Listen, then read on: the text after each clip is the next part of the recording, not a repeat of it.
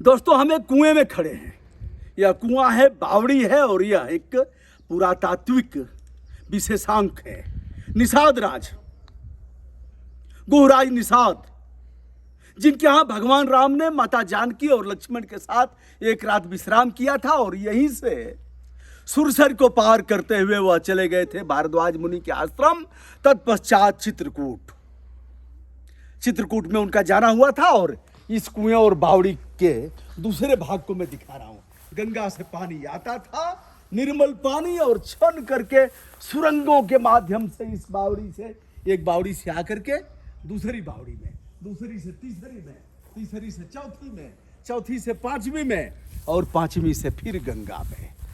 क्या था उनका, किस तरह की परिकल्पना थी। यह सीढ़ियों को आप देख रहे हैं, यह पुराने ईंट लगे हुए हैं और यह जिसमें हम आपको दिखा रहे हैं, यह इसमें पानी भरा होता था। पूर्व प्रधानमंत्री, दिवंगत प्रधानमंत्री स्वर्गीय इंदिरा गांधी जी के जमाने में इसकी खुदाई की गई थी और खुदाई में यह पाया गया था कि भीतर का जल स्रोत जो वैज्ञानिकों ने पाया, उसके अनुसार गंगा से, माँ गंगा से पानी का जल स्रोत ऐसे आता था और इन बावड़ियों में ऐसे ऐसे होते हुए पुनः गंगा में चला जाता था। हमारे साथ है आर्य शेखर साहब। यह आप देख रहे हैं, बहुत ऊंचाई ऊपर दिख रही है। ढूहे बहुत बरसात के दिनों में कटते कटते कटते कटते कई मीटर की ऊंचाई इनकी समाप्त हो गई है। इधर तमाम पुरातात्विक अवशेष पाए गए हैं और वैज्ञानिकों ने पाया है, खुदाई के बाद मिला है। दोस्तों आइए अब हम अगले कुंड में चलते हैं और आर्य शेखर साहब से इसके बारे में बात भी करते हैं। और भी इसके विशेषज्ञ लोग हैं। ये वाला जो कुंड है भाई साहब, हाँ, एक कुंड खासकर राजा का कुंड है। अच्छा, यहाँ पर ही मुख्य स्नान था। अच्छा, और इसकी जो आकृति आपको दिखाई दे रही है उससे आपको समझ में आना चाहिए। और इसके जो बगल के स्रोत बने हुए हैं, कपड़े उतारने का, पहनने का, चढ़ने का, तो एक बड़ा सरोवर था एक तरह से। और जो पहली बावली है एक तरह से वो शुद्ध पेयजल का काम करती है। और उसकी दूसरी जो बावली है वो भी मुझे शुद्ध पेयजल की ही लगती है।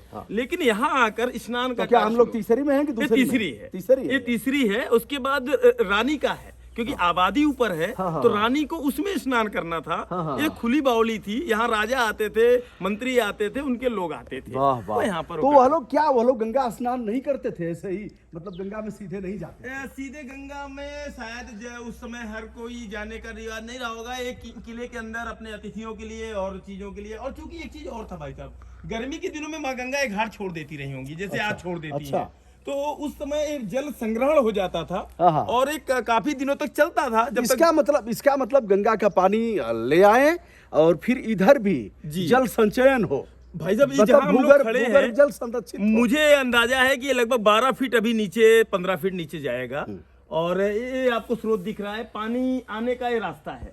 और इसके ठीक थोड़ा सा पहले उस दीवार के पास आपको पानी फूट के बाहर निकलने का रास्ता मिलेगा। अच्छा जी, आइए भाई साहब, आइए चलते हैं।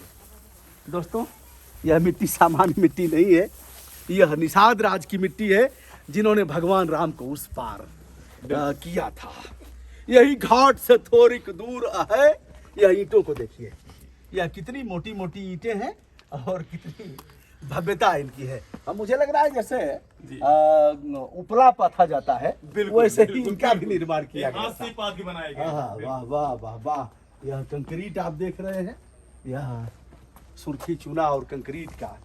आइए दोस्तों, इधर से तो जाने लायक नहीं है। आइए, इधर दिखा दिया है, आगे बढ़ रहे हैं। यह रास्ता है, आ जाएंगे, निकल चलेंगे।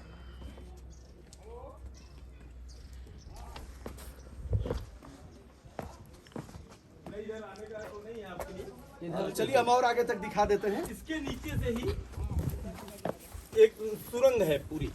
इसके नीचे से सुरंग जी, इसके नीचे सुरंग है जो जल को आगे बढ़ाता था। यह देखिए, ये अभी बच गया है, जिसे आप देख रहे हैं। पता नहीं यह टूट करके इसका अवशेष कुछ बचा हुआ है, क्या इसका रीजन है, या फिर इसके ऊपर ऐसे स्लेप रहा होगा, मुझे नहीं पता। लेकिन आप इसे देख रहे हैं भाई साहब, इधर से जाने लायक नहीं है ना, तो हम लोग दुस्साहस भी नहीं करेंगे। इधर आप देख रहे हैं, यह ढूहे में छिद्र बना हुआ है और यह कुछ रहा होगा इसमें, जो कुछ भी रहा होगा। अब हम चलते हैं अगले बावड़ी, अगले कुंड और अगले जल स्रोत की तरफ। जहाँ से माँ गंगा में जल लिया जाता था। जहाँ से लिया जाता। जी आइए दोस्तों, आ गए हैं श्री राम जी के परम भक्त निषाद राज की चौथी बावड़ी। ये आप देख रहे हैं, इसमें कभी पानी हुआ करता था और यह चौथी बावड़ी है। चौथी के बाद अगले में जाता था, अगले में जाता था। एक तरफ से अगर इधर से देखा जाए तो ये दूसरी है, और उस तरफ से अगर राजघाट की तरफ से देखा जाए जिधर से हम आ रहे हैं तो यह फिर चौथी बावड़ी। आइए दोस्तों, ये इसकी दीवारें देखिए, शानदार दीवारें, और यह रोमांचकारी ईंटें अपनी भव्यता, सुंदरता और अतीत का शानदार प्रस्तुतिकरण करती हुई ईंटें बताती हैं कि हमारा जो वास्तुशास्त्र था पुरातन, वह कितना समृद्ध था, हमारे इंजीनियर कितने कलाकार थे, और अभियांत्रिकी के क्षेत्र में उनका कोई जोड़ नहीं था। यह बावली है और भीतर से सुरंग जाता था अगले जल स्रोत के लिए, और उसके बाद फिर अगला। आइए इधर से दिखाते हैं, और यह रास्ता था। ये पानी ओवरफ्लो होने का रास्ता। अच्छा, पानी ओवरफ्लो जी, इस वाले में जब पूरा हो जाता था तो इससे ओवरफ्लो के उसमें जाता था। आइए भाई साहब, भाई और साहब, मेरी दृष्टि में दोनों जो था ये शुद्ध पेयजल लेने के लिए बनाया गया। बहुत बड़ी बात कहा, इसमें शुद्ध पीने का पानी। अब दोस्तों, वह मंदिर की जो प्राचीर आप देख रहे हैं, जो गुंबद देख रहे हैं, उससे श्रृंगी ऋषि का जो मंदिर है वहां से पानी आता था गंगा से। क्यों भाई साहब? जी जी जी। और इसमें आता था, इसमें पानी पीने का होता था।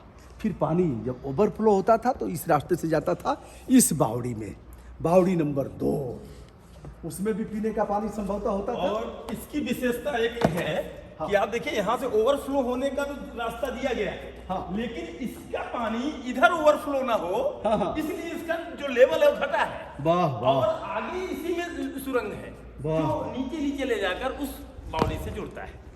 तो एक तरह से ये नमूना बता रहा है कि उस समय कि क्या तरीके से इन्होंने इसको किया है। जरा देखिए, उधर से पानी आने का स्रोत बनाया, इधर से पानी वापस उधर न लौट जाए, इसलिए इसको छोटा किया, नीचे किया, और इसके आगे पानी बढ़ना है तो सुरंग का रास्ता लिया।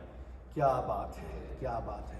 हमारे जो प्रतियोगी छात्र हैं उनके लिए भी यह अनुकरणीय है। दोस्तों, यह श्रृंगबेरपुर है। श्रृंगबेर ये एक मानक है, श्रृंगबेरपुर, और निषाद राज का वह स्थान। तमाम हमारे दर्शक भी यहाँ जो देखने आए हैं, अध्ययन करने आए हैं, वह भी इस वीडियो को देख रहे हैं और उन्हें भी इसकी जानकारी हमारे सम्मानित साथी आर्य शेखर जी करा रहे हैं। तो दोस्तों, और भी हम आगे बढ़ते हुए चलते हैं। और आइए महाराज जी। अरे उतना दूर क्यों हैं प्रभु, आइए आइए। इस बावड़ी की अगर खुदाई होगी तो नीचे तक इसके प्रमाण मिलेंगे, और जो इंजीनियर लोगों ने, वैज्ञानिकों ने जो शोध किया है वह बताया है कि भीतर तक इसका रास्ता और किस तरह से इसके जल स्रोत विकसित हुए थे। तो दोस्तों, हमारे साथ हैं निर्मल जी। जी जी। निर्मल दरबार की जय हो, जय हो। बोलो बोलो निर्मल बाबा की जय हो। ऐसे कैसे बोलते हैं? जी जी जी। हाँ जी। तो यह निषाद राज। निषाद राज। निषाद राज कौन थे साहब? निषाद राज हमारे यहाँ के राजा थे। राजा थे जी। अच्छा, नदियों के मालिक थे। नदियों के मालिक थे, गंगा के सेवक थे। गंगा के सेवक, और चक्रवर्ती सम्राट सम्राट दशरथ जी के मित्र थे। मित्र थे। आ जाइए इधर, आइए आइए आइए। हाँ, तो निषाद राज का कोई उस समय का याद है, कोई दोहा चौपाई निषाद राज का? जी जी जी। हाँ। निषाद राज का जो है मांगी, ये जो हमारा जो दिया है, मांगी तो हमारे मुरारी बापू जी आए थे, तो एक ही चौपाई पे उन्होंने 8 दिन यही कथा कहा था। अच्छा। कि मांगिए नाव न केवट आना, और कहाई तुम्हारे मरम में जाना। ये प्रभु, नाव नहीं आने वाली है। तीनों त्रिलोक के मालिक धरोहर आप खड़े हैं, जब तक कि रज आपकी नहीं धोली जाएगी, क्योंकि एक बार आपकी कहानी बनी नहीं, उसके बाद, उसके पहले उन्होंने कहा यही घाट से थोड़ी के दूर है, कटिलो जो दिखो।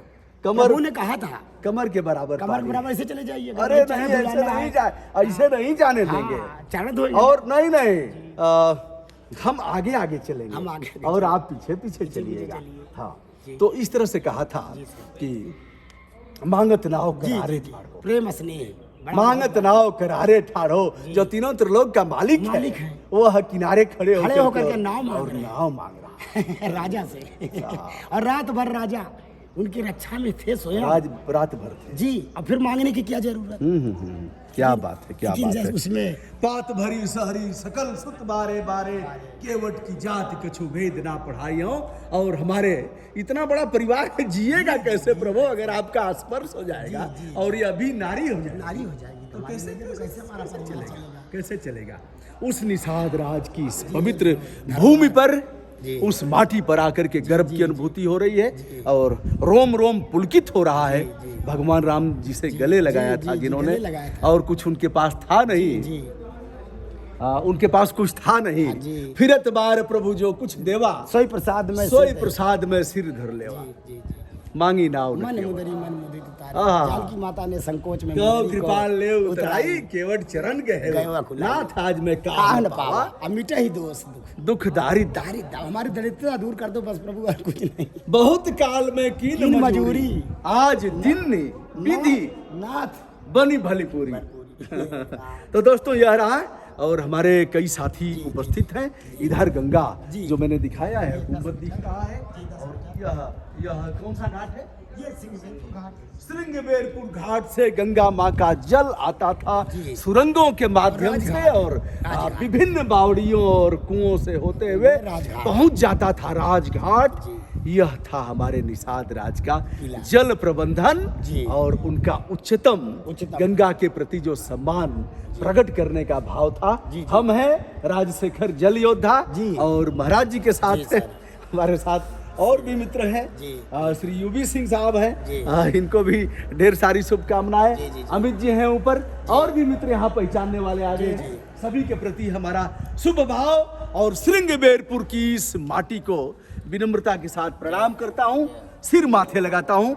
ब्रजभूषण दुबे का प्रणाम प्रयागराज से सभी आत्मीय दोस्तों को जो वैश्विक रूप से हमसे जुड़े हुए हैं, जिनका स्नेह, प्रेम और आशीर्वाद अनवरत हमको प्राप्त। एक चीज और बोल दीजिए जी, कि अभी इसकी जो अध्ययन हुआ है वो अधूरा है। इसको फिर से और चीजें खोली जाए, बिल्कुल, और चीजें ढूंढी जाए, और भी बहुत कुछ मिला है, और भी संरक्षित किया जाए ठीक से। जैसा कि बताया, इंदिरा गांधी जी अब नहीं रही हमारे बीच, और उन्होंने इसको शुरू किया था। और वर्तमान सरकार से हम चाहेंगे, प्रदेश सरकार से, केंद्र सरकार से, कि इसे और भी संरक्षित करे, इसको और भी खुदाई करके और निश्चित मुकाम तक पहुंचाया जाए। प्रणाम, नमस्कार, शुभकामना।